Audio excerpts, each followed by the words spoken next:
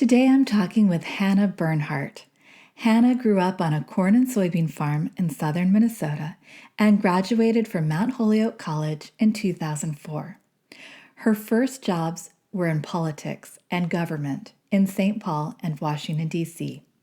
But she fell in love with farming, growing vegetables on rooftops in Brooklyn, and learning grass-based livestock farming as an intern at Kinderhook Farm in the Hudson Valley of upstate New York.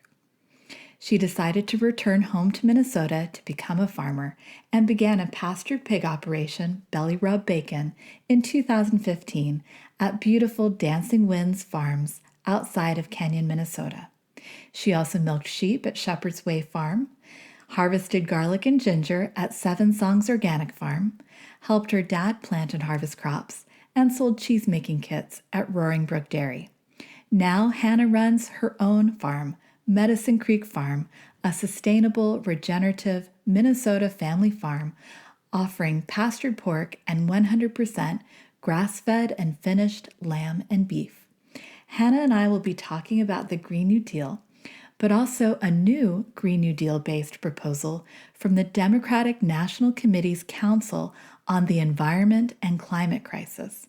If you like what you hear and would like to see this policy proposal included in the 2020 Democratic Party platform, scheduled to be approved at the party's August convention, please sign Citizen Regeneration Lobby's petition asking Vice President Joe Biden to support the council's recommendations. So now, without further ado, let's welcome Hannah Bernhardt of Medicine Creek Farm. So why don't we start by you telling me a little bit about your farm? I pulled up your website, but this is my first introduction. Mm-hmm. Sure. So I run Medicine Creek Farm with my husband. I am the primary farmer. My husband has had an off-farm job since we started the farm in 2016. And, but of course, with the pandemic now, he is home with me. And that has been nice in some ways and challenging in others. But so we have 160 acres of pasture. We bought this land raw, and my husband built the house. So while he doesn't do the day-to-day, animal husbandry, he's definitely a part of the farm in terms of making it happen. And we have, now we have a pole shed, but we don't have a barn. And so all of our livestock, we have cattle and sheep and pastured pork, live outside on pasture year round. And we're in northeastern Minnesota, so it is a pretty extreme climate at times. We also have a lot of predators, primarily coyotes and wolves. And so we have, we have 5 grown livestock guardian dogs now and 2 puppies at the moment. And we're told by others in the area that we need that many in order to really hold off the packs of wolves that have been coming around these days. But so far, no losses. And let's see, and we direct market to our customers. So we're about an hour and a half north of Minneapolis and an hour south of Duluth. And so that's kind of between 2 major urban markets. And we're right off of a major interstate. So we get a lot of people going between the 2 and going north to go to cabins and stuff. And so it's a good location. And we do custom holes and halves a lot of, but we also do have a USDA processor about 30 minutes from us. There's, I think, only 3 in Minnesota. So we're fortunate for that, although we also kind of bought the land because we knew it was there. And so we do some smaller boxes of beef that we direct market as well. And then we have 2, well, we had 1 restaurant customer. We're not sure what's going to happen with that one. And then we have a customer who is a butcher, and he's kind of doing his own meat CSA and working with some other farmers in Duluth. And then he also has a food truck, and so some of our meat goes to him. I think that's basic. I mean, we do, you know, regenerative practices. Rotational grazing is like the main one, and everything is pastured. We also feed our pigs organic grains from local farmers. So while we're not organic certified, we are following organic practices as much as we can, which I think is mostly, they're all organic, I guess, as far as I know. And we have a little vegetable garden, which is expanding, and we are in the process, in the middle of a project. We'll see how it goes, but we've taken down an 1880s timber frame barn from southern Minnesota and moved it up here. And I believe this is the time where it's going to get reconstructed, since my husband's not working. And the plan is to have an event space and a commercial kitchen and a store and a farm stay as well. So all of that would be really exciting in terms of growing our ability to teach about what we're doing here and have people come experience it themselves. And then we'll also have another outlet for selling our products.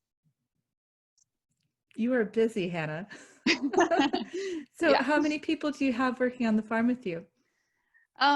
So actually, this is the first year that we have an intern, and it has been amazing. So, you know, it's me. It has primarily always just been me doing it. I also have, we have a 3-year-old son. So I was sure you didn't have children. I just thought that would be impossible. Yeah, I mean, he came with me for most of these years. He's been by my side. Last year, he started doing some daycare, and then we do have a lot of support of family. And so my family and my husband's family will often come for weeks at a time, and that kind of gets me through, especially lambing, because we lamb, and this year we started calving as well. So family always comes during lambing so that I have help, mostly with the childcare nonstop. But yeah, it's been a lot. And you know, it just seemed like it's a little bit strange that the pandemic has had this like alternate effect on my life, which is that, one, we're getting more customers because more people are paying attention to their meat supply. And two, we had, you know, a lot of people out there without work. And also we had a friend who was in New York who basically, you know, got laid off, decided he was just gonna pack up and leave New York, because how are you gonna afford your rent when you're there, and kind of just say goodbye to that life altogether. And so he was quarantined in his dad's basement for 3 weeks and following me on Instagram and was like, I want to come help. So, you know, sometimes we have in the past not pursued interns because we wanted to be able to pay them. And this year it just felt like people are already not making money and would rather be elsewhere. And so it has worked out for us this time. I hope that we'll be able to pay interns in the future. But for now, it's kind of working for both of us. He's excited to be here. Yeah, it sounds like a wonderful opportunity. I wish I were there. Wow, well, I'm so impressed. So what is your educational background? How did you get involved in this? So I grew up on a corn and soybean farm in southern Minnesota. I went away to college on the East Coast, and I have a double major in English and women's studies, what every farmer needs. I was a women's studies major too. Nice. And so I worked in politics for a number of years in both St. Paul and in Washington, D.C. I have a hard time like succinctly telling my story of how I got here, but essentially I loved working in politics, and I learned a lot, but I was kind of working on issues that I wasn't super passionate about, and mostly like local government funding, so stuff that people need, but it wasn't what I was passionate about. And so at some point I started seeking out organizations that I could maybe do advocacy work for. And at the time, the National Young Farmers Coalition was just starting. And they have like a sister organization called the Greenhorns, which some people know about. And so I reached out to them, and I did some work for both of those groups for a while. And in the process, started going to all sorts of organic farming conferences and meeting other young farmers. And so I kind of grew up with a very negative view of agriculture and farming in general, and especially like that this is no way to make a living was kind of all the messages I got. And so it was kind of through working with those groups and seeing what other young farmers were doing that I started to be like, well, maybe there's a way, maybe it is something I could do. I loved growing up on a farm, and I love being outside. And I was pretty miserable in all of my desk jobs.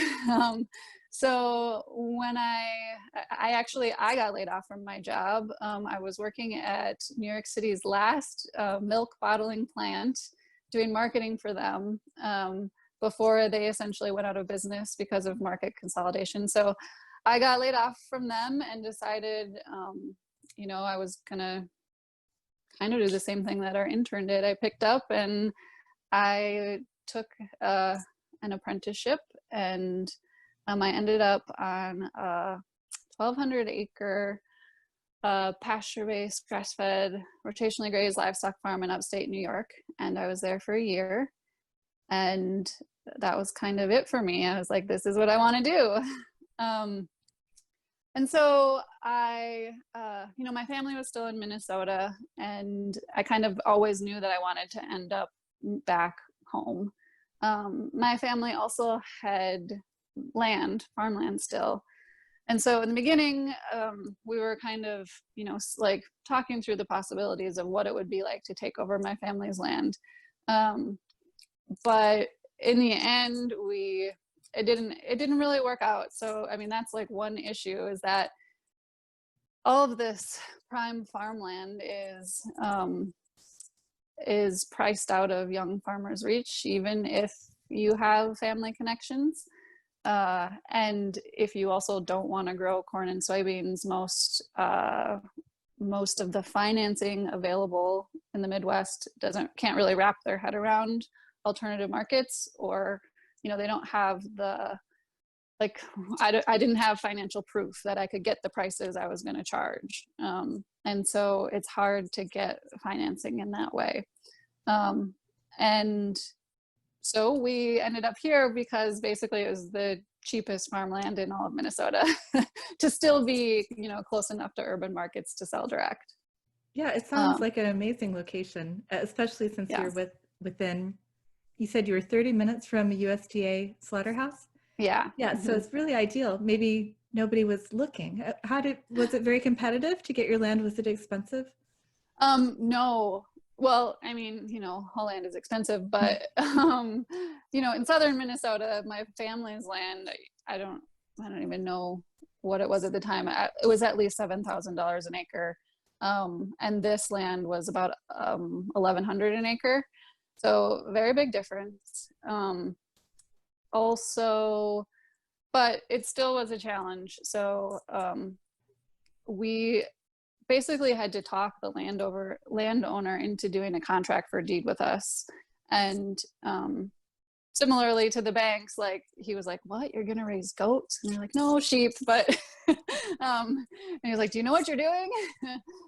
So we kind of had to convince him that we could do it. And we wrote a business plan and everything, and convinced also a local bank to help us, get the loan to construct the house. So it was still a challenge. And, there were also banks, our credit union basically would have given us a loan to buy a house, on farmland. But as soon as we said we were farming, they said that was too risky.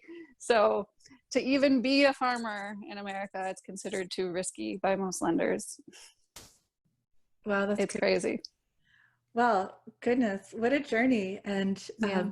But you know a lot about what it takes to do this. It's very impressive, your background, which brings me to the subject of our podcast, which is the Green New Deal.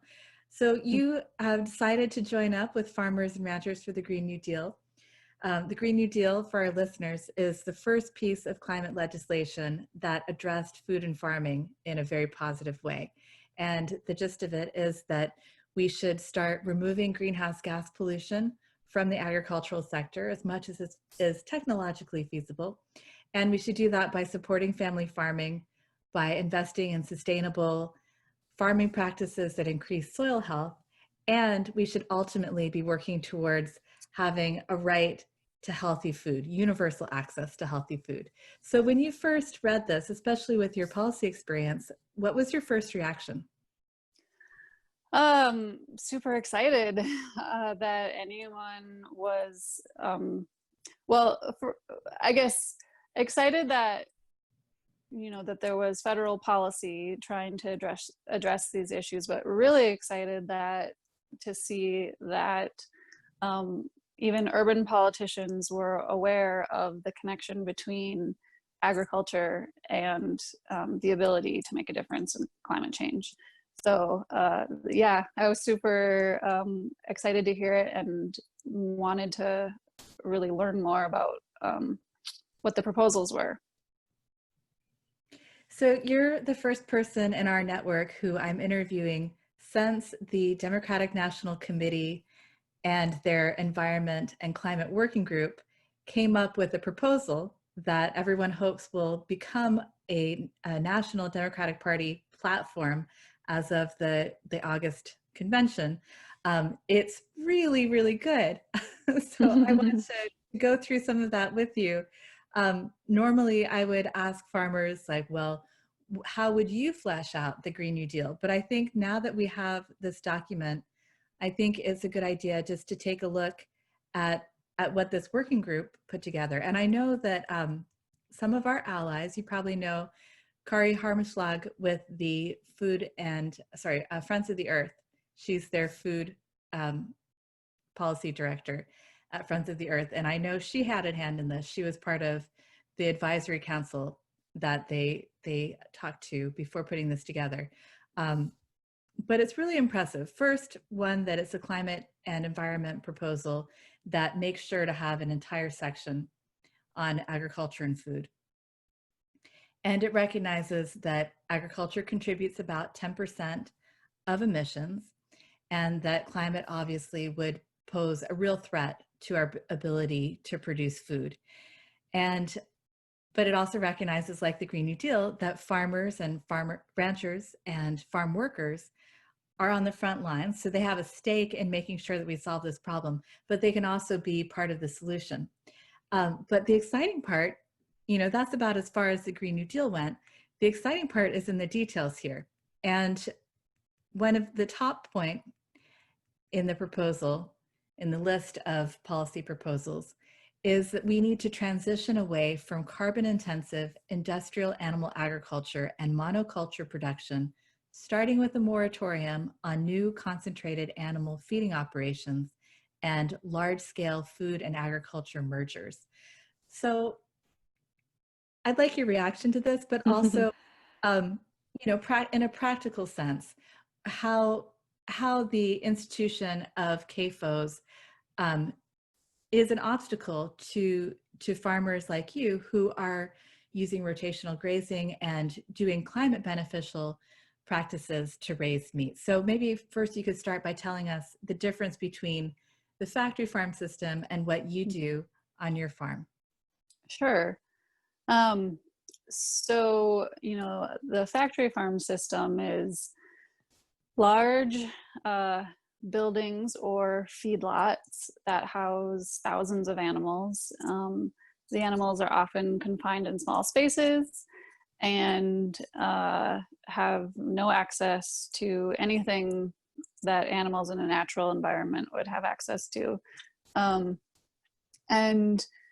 The system is basically just trying to produce as much meat as cheaply as possible. And that also means that all of the human workers along the way are usually also being paid not well and working in conditions that are sometimes even dangerous in terms of, ammonia fumes and things like that. And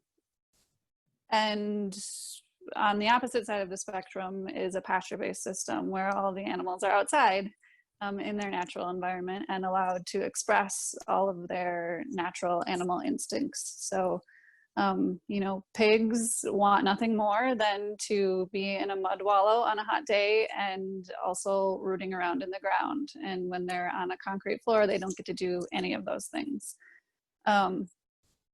Likewise, for the ruminants, like cattle and sheep, when they're in a CAFO system, they're being fed grain to finish them. And their rumens are actually not really designed to handle digesting grain.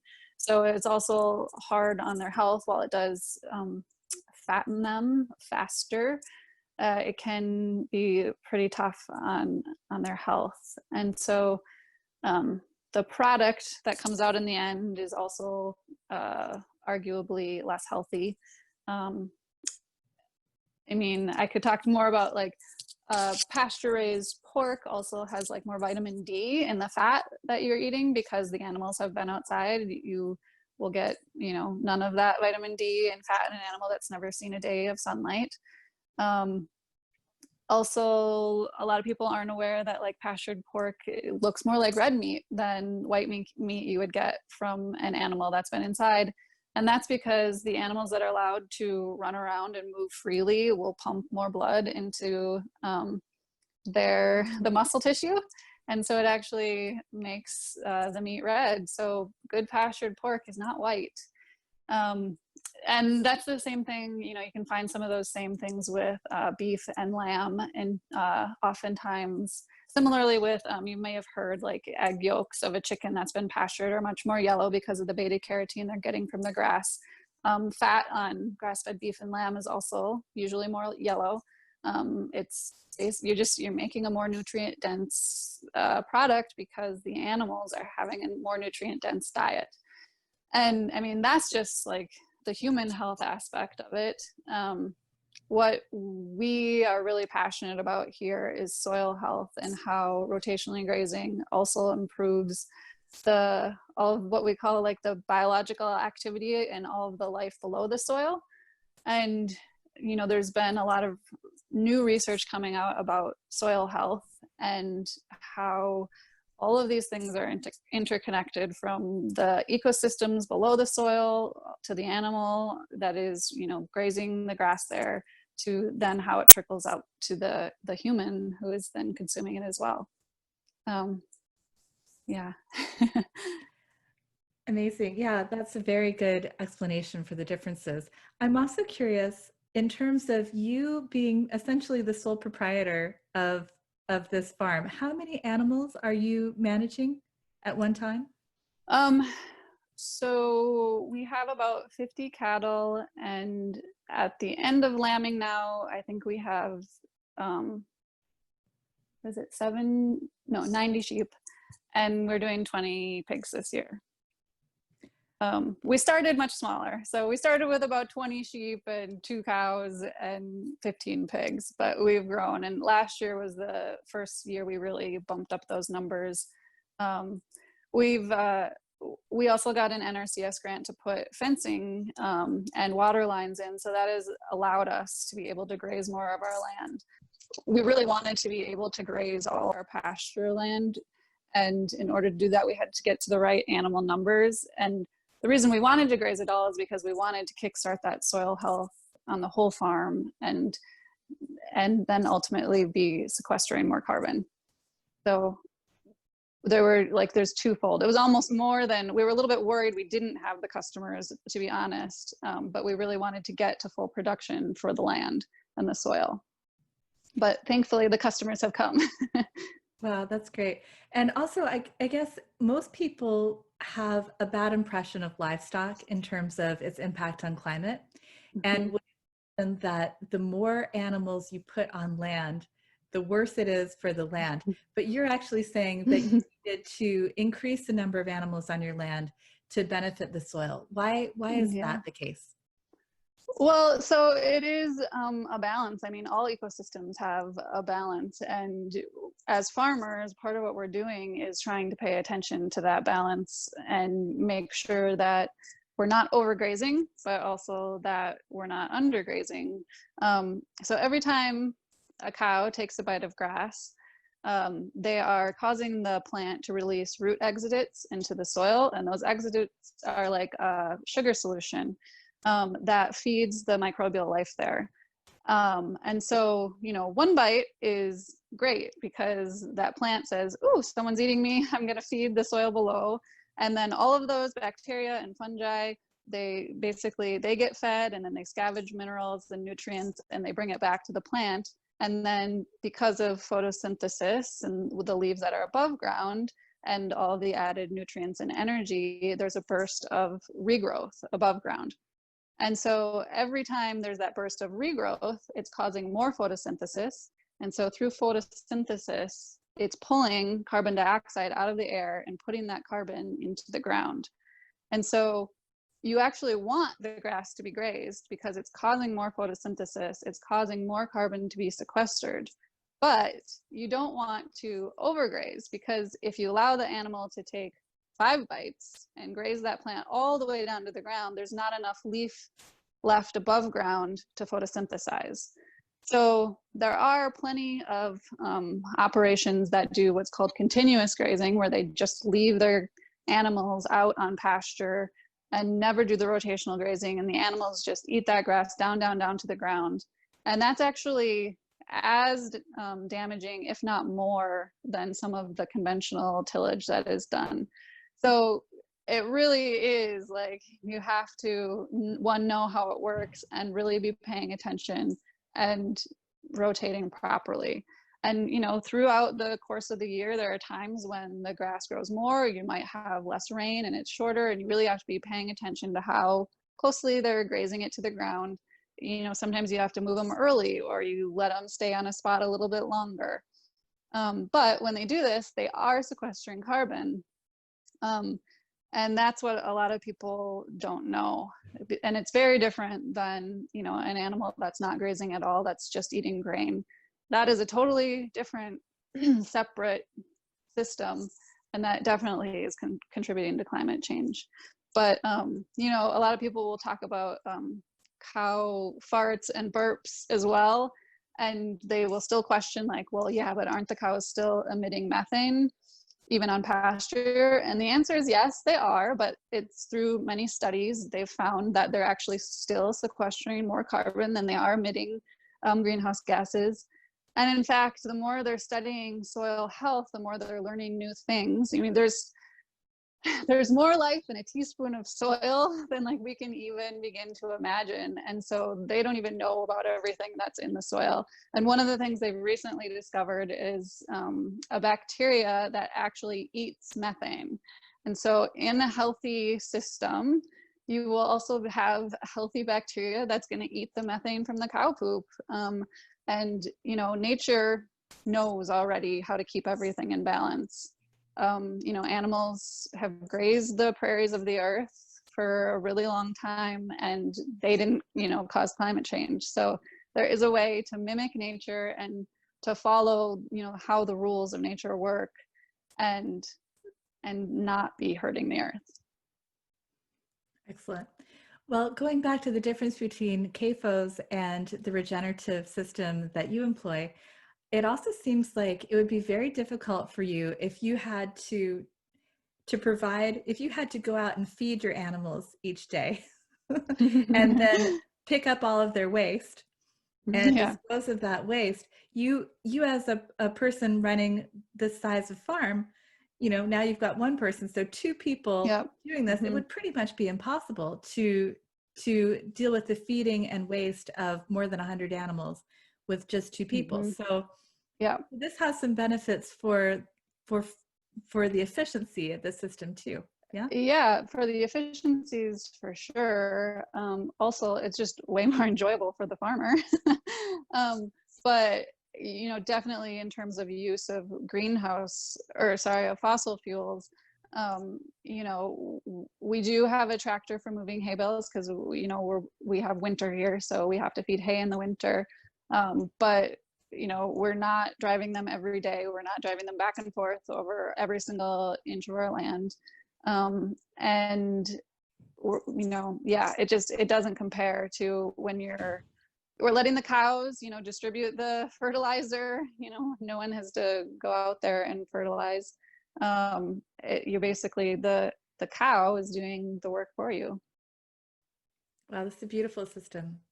Well, let's look at some of the other proposals that the Democratic National Committee's Climate Council put together.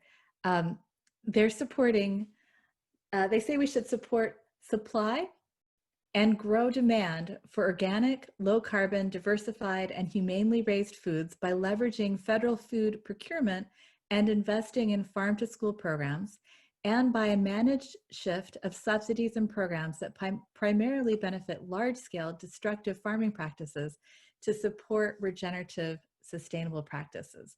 So earlier in our conversation, you mentioned NRCS, and that you had gotten an NRCS grant. So can you tell us what that is, and what programs support farmers like you, what programs don't but should, and where's the gap? So NRCS is the Natural Resource Conservation Service. It is a branch of the USDA, and there are some really good programs in there. There are a number of different ones, but the one that we're participating in rewards farmers for rotational grazing. It gives us a grazing payment each year for the duration of our contract. And then it also does a cost share match to put up the fencing that we need in order to rotationally graze, and to put in water lines so that it makes watering the animals easier. So like when we first started and we had no fences and no water, I was doing all temporary fencing that was all through solar chargers, and I was hauling water with a four-wheeler and a tank on a trailer. And so that was moving water every day. And so that's another way we've taken out that step. I don't have to, drive that four-wheeler all the time, and I can just access water in every pasture. And they also have plenty of other programs. They have a pollinator program where they help you cost share planting pollinator strips. They have programs that will put like flush bars on the front of your hay equipment so that it will basically flush ground nesting birds up and out before you pass by, so that you don't kill any birds when, there's like so many different programs. They're really excellent, but they're often the first ones to get defunded or cut.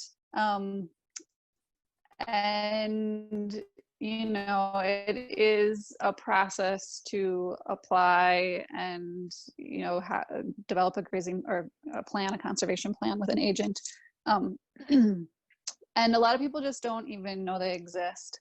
I would also say there is like some bureaucracy to it, where one office kind of implements their programs a little bit different than another office. So sometimes there's like confusion about what is available when, and I think those are some areas where probably we could do some advocacy work to make some more streamlined understanding of what is available and to whom.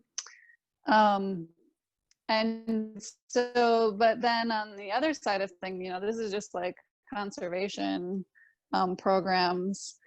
The USDA also has tons of funding that goes basically for just commodity farmers based on the amount that they produce. And, none of those programs are accessible to me. And so there's kind of just this huge gap between small scale farmers and commodity farmers who are participating in basically a farm economy that really doesn't even work for them. It's just profiting the big corporations at the top. And, from either like the seed companies that are selling the seed to all the way to, you know, the meat packing companies that are controlling the prices that the livestock producer gets paid. The whole agricultural economy system just, it's not really working for anyone. And the thing I've always struggled with is that it hasn't felt like it's ever really worked for farmers, but farmers are often the last ones to organize or advocate for themselves. Like, you know, I grew up on a small farm in a farming community. The culture of farming is very much that you go it alone, you do it yourself, you don't ask for help, you don't complain, you know, you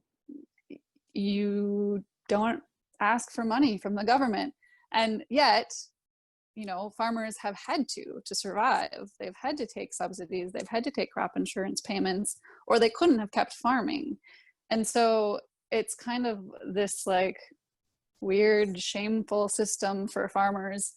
And I think that the Green New Deal is really an opportunity to say, like, the consumers want to support farmers, and we especially want to support farmers who are taking care of the land. And I think it's a way to sort of shift the conversation and say, you know, farming is a public service if farmers are incentivized to follow these practices that do take care of the land. And so I personally feel like we should be incentivizing payments, and we should be rewarding practices that do clean our water and clean our air and take care of our soil, and then also fight climate change by sequestering carbon.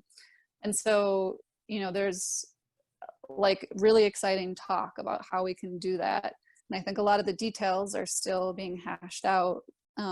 But I'm really excited about like having the consumer start to like see these conversations around the Green New Deal and realize that they have a voice in saying they want their tax dollars to go to these practices.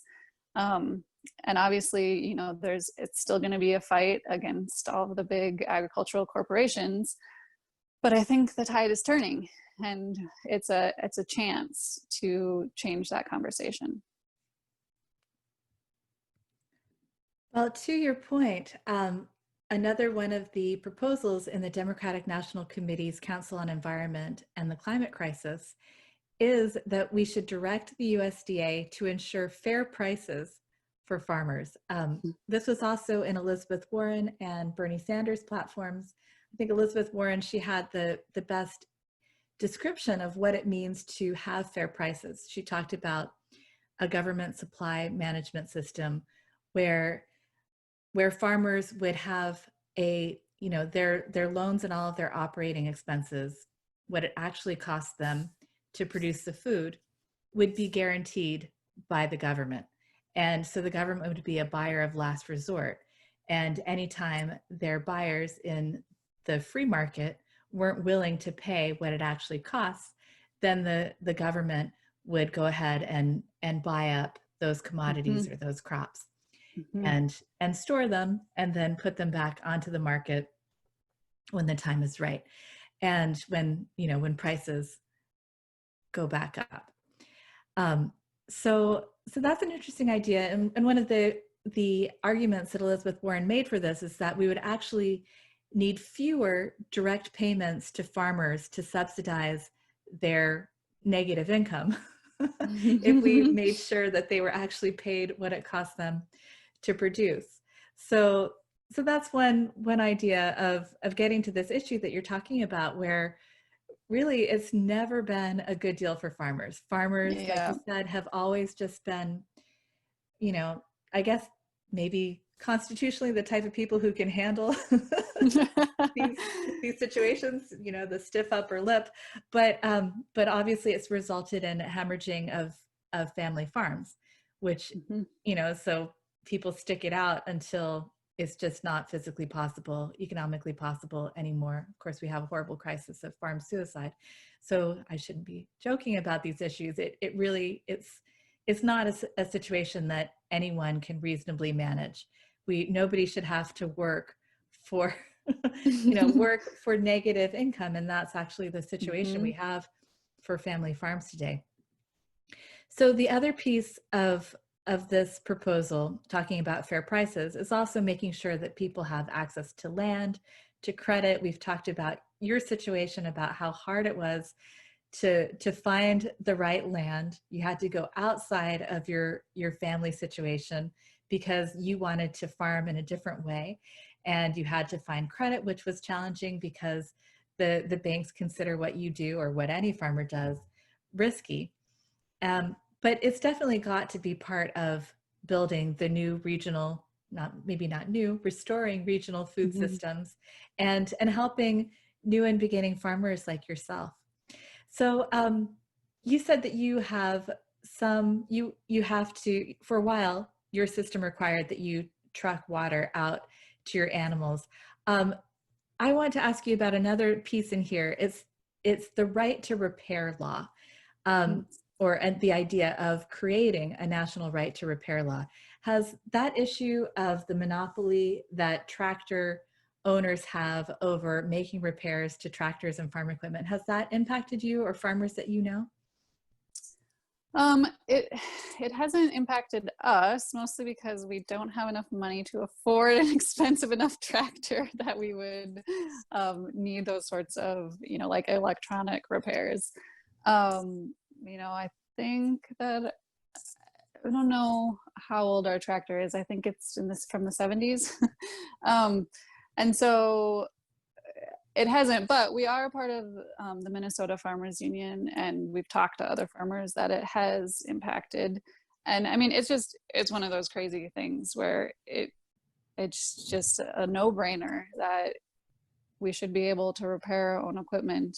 Um, it's part of the whole kind of, like, our culture is getting away and away from being able to repair things and always just buying new. And it's no different in agriculture. The companies are trying to do the same thing to make you either only pay the company again to fix the thing that they created that should be working, or you just go buy a new one because you're frustrated.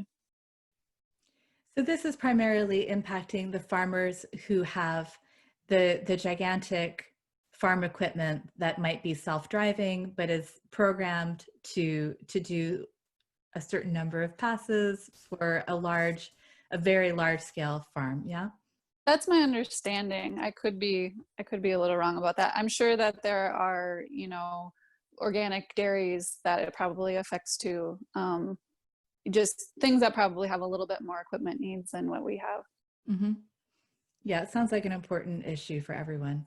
Hmm.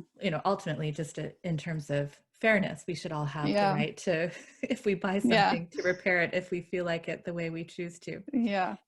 This piece also says farmers should have the right to repair and maintain their own equipment and technology. And if you read that, read between the lines there and talk about maintaining their own technology, I think that that also speaks to the issue that farmers, not organic or regenerative farmers, but farmers who are caught up in the industrial system, they're buying their seeds from companies like Monsanto, now Bayer, Hmm. um, or they might, you know, have animals that are owned by a company like Tyson Foods. Right. And the farmers in this industrial system are often caught in a situation where they have extremely limited options for, Hmm. even the most basic things. What do you do when your tractor breaks down? Hmm. How am I going to treat these animals?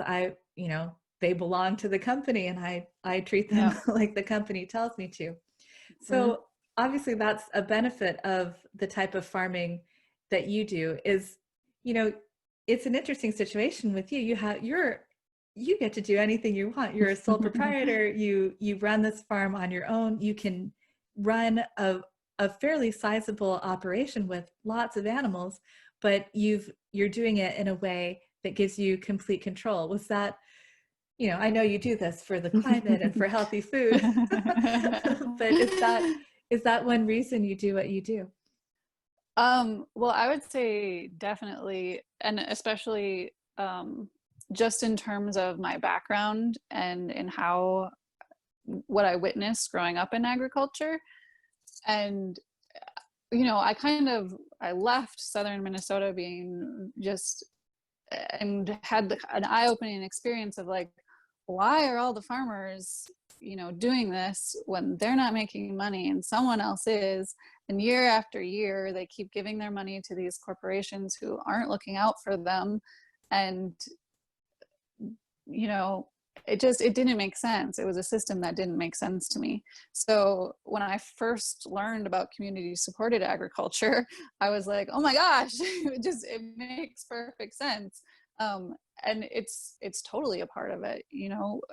Another reason people get into farming is because they want to be independent in this certain way of directing your own life and making your own decisions. And unfortunately, most of industrial agriculture, people do not feel that way anymore. They feel very much under the thumb of bankers and the businesses they're buying from. But it's a system where you got to keep going. You can't, if you stop, you lose out. And also, unfortunately, at this point, it's almost more like farmers are just using agricultural land values as their retirement account. And that that system doesn't allow for resiliency or passing it on to another generation. It makes it so that the farms get bigger and bigger, and those people are locked further and further into a system of paying off the farmland and owing their loans back to the bank and getting bigger and bigger equipment to farm more and more land. It's just like a ball that keeps rolling, and you can't get out. You think you need more land so that you can make more income, you can grow more crops, but the profit, if there's a profit, it's so small that you have to keep investing more, and oftentimes there isn't even a profit, and that's why you just keep hanging on year after year. Yeah, it's a system that really prevents farmers from innovating and adopting these more resilient practices. So as long as they're caught in that treadmill, and like you said, the only light at the end of the tunnel is, well, one day my land will increase in value and I can sell to a developer, to a large CAFO, and I'll be, a little bit better situation. Yeah, it's a bad system. So there's another piece of the Democratic National Committee's Council on Environment and the Climate Crisis and the platform that they're proposing to the National Party that talks about water quality. And so I want to ask you, how is the water where you live? Do you face problems with pollution in your area? Yeah, so it is a hot button issue in this area of northeastern Minnesota because we're a little bit farther south of the Iron Range, but traditionally, like, our congressional district was a mining district, and it was taconite and iron ore. And now there are proposals for copper nickel mining, and it's caused a huge uproar, a huge rift in our own communities, in fact, because historically there have been a lot of union jobs from these mines, but like the rest of agriculture, now these companies coming in are foreign owned, and there may be hiring locals for a short amount of time, but there's no guarantee for how long those jobs will last, and they're essentially extracting from our natural resources, and it's profiting who knows what. And in the meanwhile, copper nickel mining is one of the worst kinds of mines for water quality. And so there's been back and forth with permits, but so it's right off of the boundary waters where this is proposed to be, and the boundary waters are obviously a huge nature conservation area, and it's just the geology of the area is such that if there were pollution, it would definitely get into the water supply. There's just no way around that. And so, I mean, that's that's a whole separate issue, but we have this beautiful, pristine nature, and a ton of money is made from tourism and people coming up to their cabins, and going fishing and going hiking and canoeing. Um, but yes, water quality is an issue. In southern Minnesota, where I grew up, it's the opposite issue. Water quality is very much impacted by all of the runoff, from nitrogen fertilizer. And honestly, that was really one of the reasons too why we decided we didn't want to pursue my family's land. Was when we decided we were going to have a family, it was kind of like, well, do we want to raise our son someplace where he can no longer swim in the lakes that I swam in when I grew up in? And that's legitimate. That's like the state of Minnesota has said you shouldn't swim in these lakes anymore. And so that's, southern Minnesota as compared to northern Minnesota. Different issues, but it's still being impacted by these forms of industry that just extract and don't ever put back. And so, what regenerative agriculture does, it impacts the soil, but it definitely also impacts water quality.